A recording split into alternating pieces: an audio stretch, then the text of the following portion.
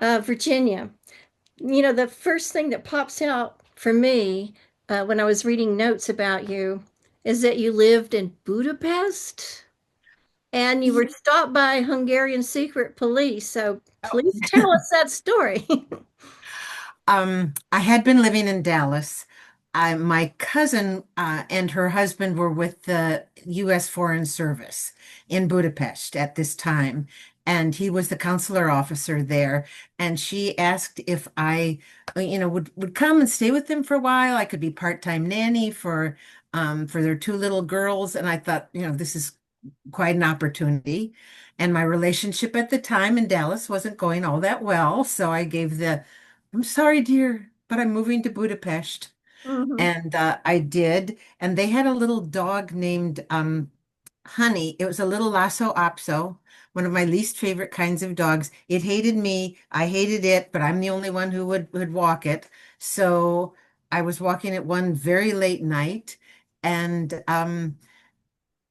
I didn't have my passport with me, which was foolish. But walking along with this little nasty dog, and these couple of the Hungarian, police came up. They had this giant Alsatian with a huge metal muzzle over it, and they stopped me, and I didn't know what they were saying because I knew very little Hungarian. And they were talking all this, and then I realized what they weren't saying anything like, "Where's your passport? You're going to jail." They were trying to pick me up and saying lewd things about the little dog and their big dog. So I Oh, left. So oh, well, that's scary too, kind of, isn't it? yes, Okay, you started writing poetry because you didn't want to write a paper about writing poetry. Explain yeah, that. I was an art major at the time. I never thought of writing at all. I had one brother who did write. But I really loved to read, and so as an elective, I took a poetry class, and they were requiring a term paper. And I didn't want to write a term paper at all. So I thought, I won't write a term paper. I'll just write some poetry, which was really kind of arrogance of youth and all that.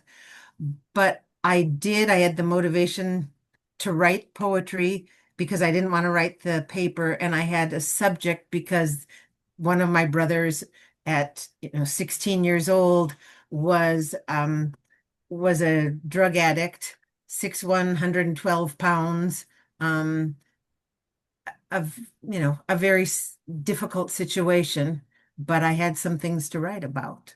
Hmm. And that um he got better. So, um, but that's how I got started writing poetry because it went Okay. well. So you received a scholarship for your writing and worked in poet in the schools while in graduate school in Indiana University. I think you already sort of mentioned that. So you changed your major. About how old were you? Because No, that's I changed my major when I was an undergrad at Northern Illinois University. At uh-huh. IU, I was a grad student and already in the MFA program. Okay, and that's when So, you were in the poets in the schools. yeah, yes. Um, oh, something I read you just got to explain to me and everybody, the world. How did you find yourself unexpectedly perched upon the twitching shoulders of an acrobatic comedian riding in on a 5 foot unicycle on a stage on a cruise ship rolling in the North Sea? Tell us that story. It was an acrobatic juggler comedian, and this was my for my parents' 80th birthday. They took all of us, they're all their kids and families on a cruise, and but they liked the cruises that didn't have little kids, so there were a lot of old people, very old people. I mean, who about my age now, but it seemed, a lot of old people. And there was the entertainer who I think usually performed at much younger crowds. And he was looking around desperately, I think, for someone under 100 years old and under 200 pounds, because he did this little thing that, he'd have you stand there with our legs apart and he was going to leap over you. Well, I crouch down, which wasn't the right thing to do. But then we did it again, and he went right under, and suddenly I was on his shoulders. And this was in the cruise ship, and the cruise ship was going like that. And he was juggling and riding the unicycle, and there I was. Wow, you have such interesting stories. Well, everybody does. Yeah, but yeah, that's true. So in 2020 through 2022, you were Beat Poet Laureate for Connecticut? Connecticut, yes. Okay. How did that make you feel, or how has that affected your life?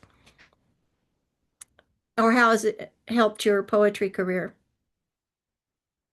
Did to me, I had been going to a number of the Beat Poet um, events before that, is I love hearing and reading new writers, new poets, and I've just been exposed to so many more people and voices than I ever would have otherwise. It also gave me a lot more confidence, partly because I was forced to, do things. People have, say, no, you have to do this, you have to do that, um, which is a good thing for me. That I think I got enough confidence and felt that when I was asked to be the poet laureate for our town, I felt like I could merge the beat poet, and group and our town to put on some events and do something that would be better than either one could do apart.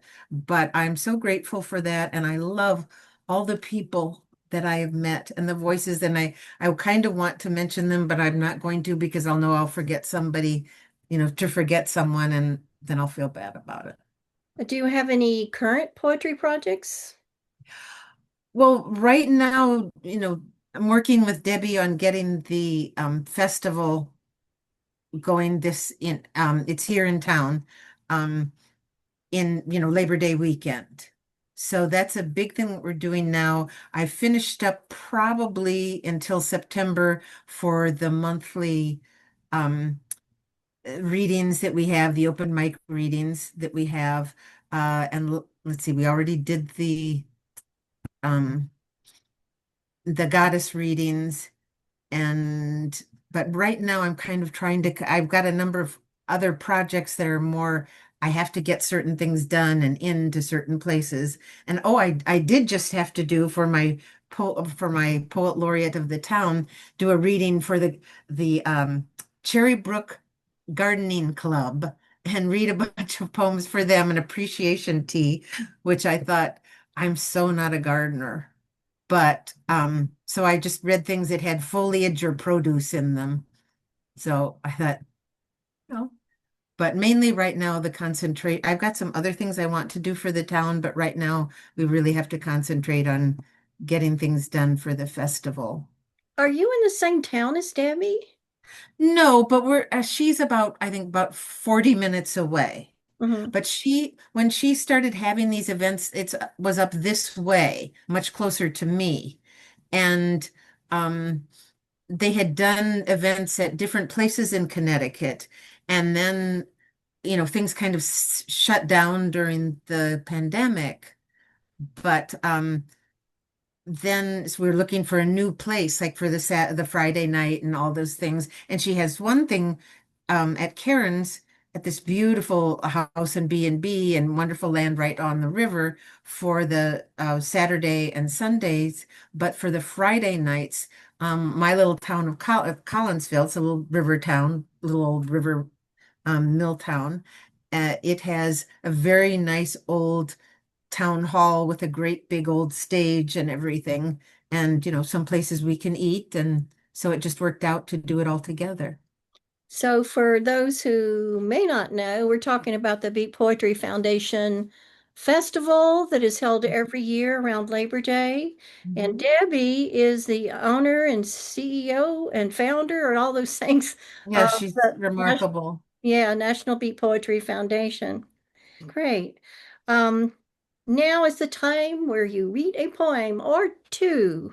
I was going to read something a lot darker, but it's a gorgeous day out today. And we haven't had a lot of gorgeous days up here lately in New England. So I've got a couple of happier ones. We'll go with that because the sun is out. Okay. Okay, this first one, and these are both pretty new. Because the tender petals, already the whippoorwill and the shrill of fox, and soon with summer, the glimmer and spark of fireflies. All of nature cries, please, please, please. All of nature cries, pick me, pick me, pick me. And my greedy, insistent heart agrees because reincarnation takes altogether too long. Love me now. All right. And this one is what is essential? What is essential? Well, rain and breath and chocolate, of course. The slow eye of moon, the forgiveness of crows, the silent, eloquent trees. Time travel, assuredly. Planets pretending to be stars. Planets do not glimmer, you say, but they all glimmer to me, and isn't that wonderful? But back to what is essential. The bee's lust in the tiny nectar cups, the calming dusk of sleep. To be astonished, to wear your fierce joy. To know that Emily Dickinson was secretly a pirate. Oh, the wild violets, the drunkenness of lilacs, the rosy-hackled, rosy-tongued morning, the sun. Oh, the sun. The cry of loon or howl of wolf on a northern Minnesota lake. Singing somewhere, and maybe an harmonica. Laughter. Also, perhaps a cat who at least occasionally does not despise you. Definitely the wagging, wagging, wagging tail of dog. To plant something and tend it, and tenderly watch it grow. One must always hope for what is becoming. Not to turn one's back on injustice, to take up enough space, to learn how to weep that thin wire of melancholy or weight of grief, to have loved someone and not forget, to be not always happy, but easily happy. And oh, my darling, you, always you. There we go. Okay. Thank you. That was beautiful. Thank Um, you. okay. Thank you so much for inviting me. And thank you so much for being here. It was nice to get to know you a bit. Oh, by the way, Debbie says hi. We've just been texting about something, and then it was getting close to time for the interview, and I says, "Oh, I got an interview with Virginia in a few minutes." She says, "Tell her hi. We just had lunch." Yes, we did yesterday.